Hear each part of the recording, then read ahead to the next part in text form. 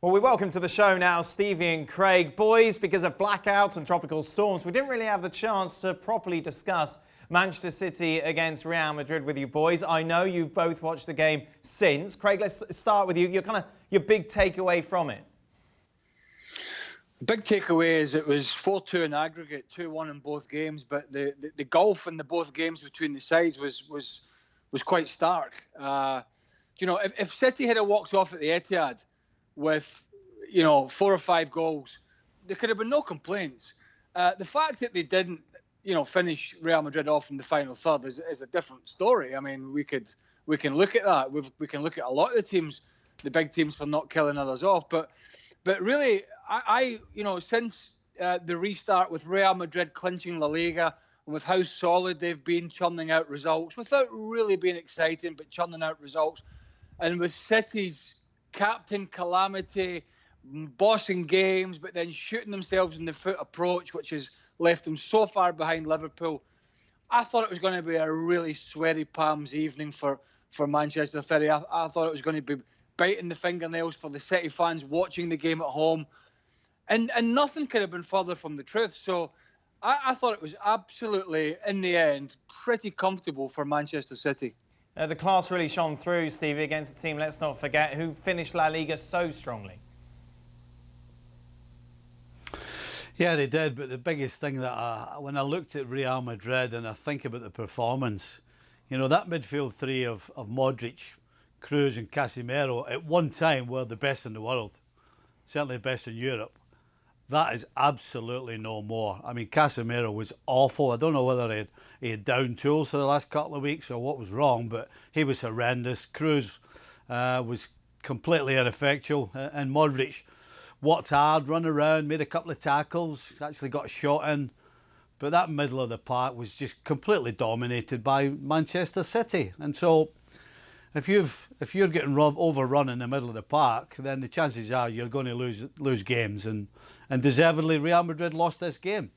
And sorry, Dan, to that point that Stevie's making there, Luka Modric was the first Real Madrid, I think only Real Madrid player booked in the 80th minute. Now, I'm not advocating going around getting yellow cards because that's not the thing to be doing. But when you're losing a Champions League game, when you're getting bossed, then either you've come nowhere near to making a tackle or you're just so far off the pace that you're not in the game. Because to be only getting a yellow card in the 80th minute is telling me that they never really got close enough to Manchester City to make challenges. There was no real desire there. They couldn't figure it out, and City just popped it around them. I mean, how many times did Kevin De Bruyne pop up in behind that Real Madrid midfield and pick a pass out? It was quite incredible. And here's the thing from Real Madrid's point of view, where I think clearly they hadn't done their homework. If they'd watched some of the poorer teams in the Premier League this year and where they've created chances against Manchester City, it's when City are bossing the games, they leave themselves so exposed to the ball over the top. We've seen the City cut out so many times. Fernandinho back there in bad positions, the centre-halves getting caught out. I can't remember hardly any time during the game where City were in possession, Real Madrid won it back, or City played a bad pass, and then they sprung a 50-yard ball over the top and exposed them. They just didn't do that. I think you got to look at Zidane here, because they get completely outplayed against the City side who played exactly the same way in the first leg. And so when you go into the second leg away from home thinking that if you don't change something, the same thing's not going to happen, then that's got to ask questions about Zidane. The false number 9, it means that there's more players in the middle of the park for City than there are for Real Madrid, because Rodrigo and Hazard, they can't do that job defensively. So you're never going to get enough possession, and certainly the possession they had, they didn't do anything with it, but you're always going to be under pressure. So I think you have to look at Zidane for that. He basically never changed anything the whole game. Yes, he made substitutes, but as far as the way they were trying to play, never changed it once. And this is the second game in a row, as I said, that City have really dominated and outplayed them, and you don't change anything. That's a big question mark for me. Craig mentioned Kevin De Bruyne. It's funny, Steve, isn't it? When you see a couple of those passes, they're kind of PlayStation stuff. but you take it for granted now. I suppose that's the issue. Yeah, the one in behind for Sterling. Oh my goodness.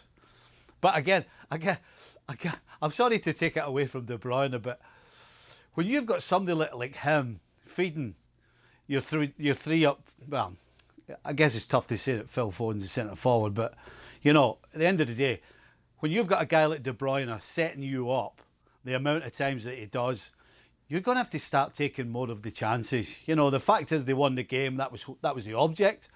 They got 2 goals, but the 2 goals are complete and utter howlers from the opposition. So if there's one thing City have to do is they have to take advantage of the ability and the chances that De Bruyne is making. But yeah, that pass in behind for Sterling was something else. Yeah, how much of a concern is that going forward, Craig, the fact that we've seen them so wasteful in front of goal? Obviously, they're creating the chances. Lyon next, then in theory, Bayern Munich or Barcelona in the semi-finals. Yeah, they're not alone. I mean, we've watched Liverpool at times over the last couple of years, and with Mo Salah, you could sort of bang your head on the wall, and then I think Stevie's already done that, and then he'll do something brilliant. It is frustrating because it almost looks like these modern playmakers, these European superstars, take it for granted that they're going to create one in a minute or two's time, another great chance, and if they miss that, there's going to be another great chance. And it just seems that they are creating so many chances, it's kind of they're a little bit blasé about it, where it's not as if they're getting the odd chance a game and they have to take it. That's kind of the feeling I get. They're trying to score the perfect goal at the end of it. We saw Sterling in some, 4 or 5 great positions in this game. We saw Foden in some great positions, Jesus in some terrific positions, but it can come back and bite you in the backside. I mean, Real Madrid needed 2 goals at the end. It was unlikely, but I mean, it could have done. And it would have been a travesty. But the interesting thing for me, Dan, was here's the manager and Guardiola who, people are saying, he's one that he was so successful at Barcelona with domestic trophies in the Champions League. And Bayern, it was domestic. At Manchester City so far, it's been domestic. Huge success. But that Champions League at these clubs still eludes him. And you look at the bench, and it would have been doggone easy for him to play Bernardo Silva, to play David Silva, to play Riyad Mahrez.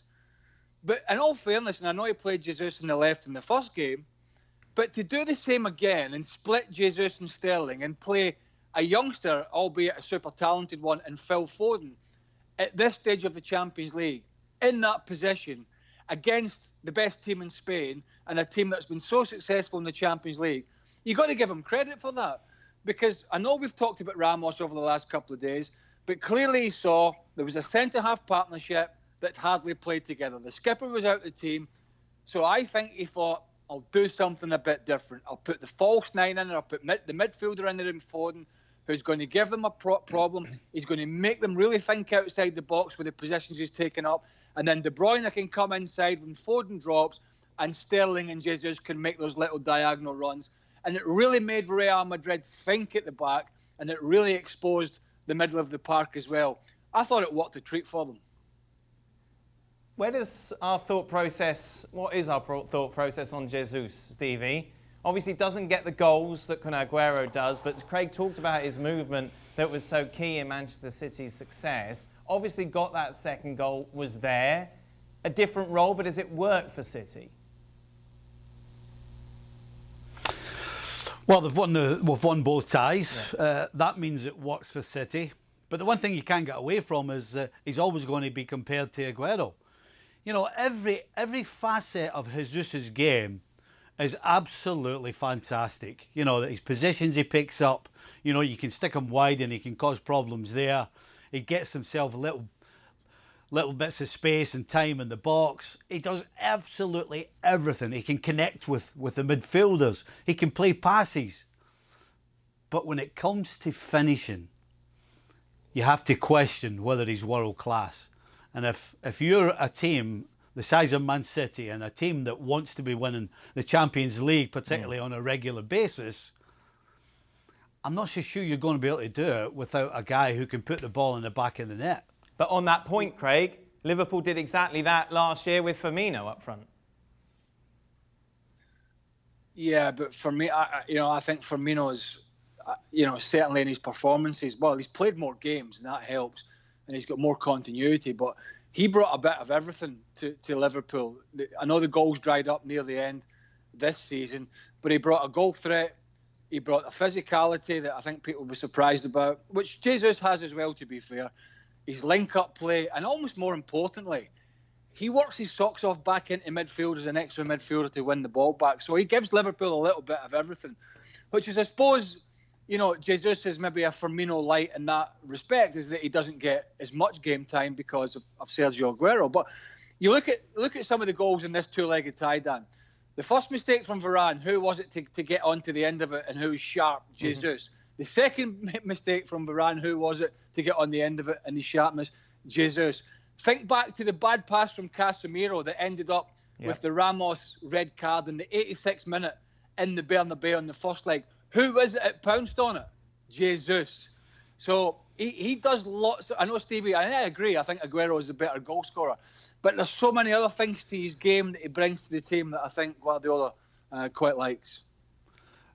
You know, if you think back to this year's Champions League, Dan, you and I had an argument on the show, and you said that Liverpool were knocked out because they didn't score enough goals, and I disagreed. I said, well, no, they'd already had 2 goals, and the goalkeeper was the reason they were out.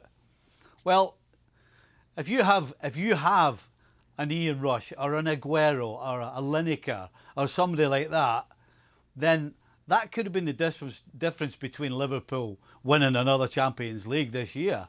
So that's kind of where I'm going when I talk about Jesus. He's got every other facet of his game is fantastic. But that one thing, that one little thing, just might be the reason why Man City don't get over the line in the end. And on the other side of the coin, Dan, Real Madrid, we know they had great success domestically this year, and that's what they were chasing, because, Barcelona have dominated, and it doesn't matter how you do it. It's just you make sure you do it.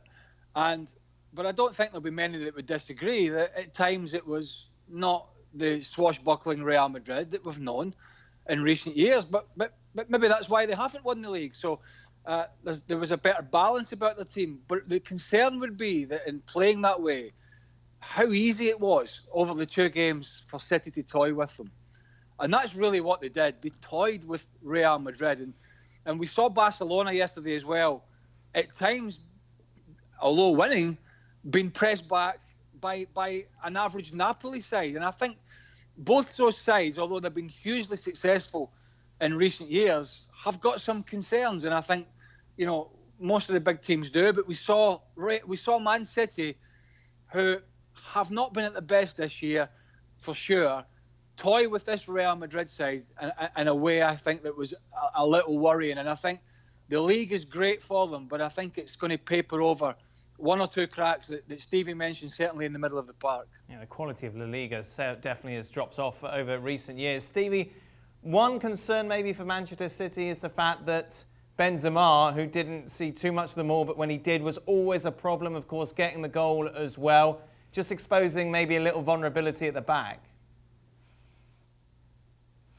Yeah, I tell you what, you talk about somebody coming back to the game, Benzema. I mean, the chance that he had as well when he spun at the top of the box and Edison had to make that save was great play, but it was also bad defending.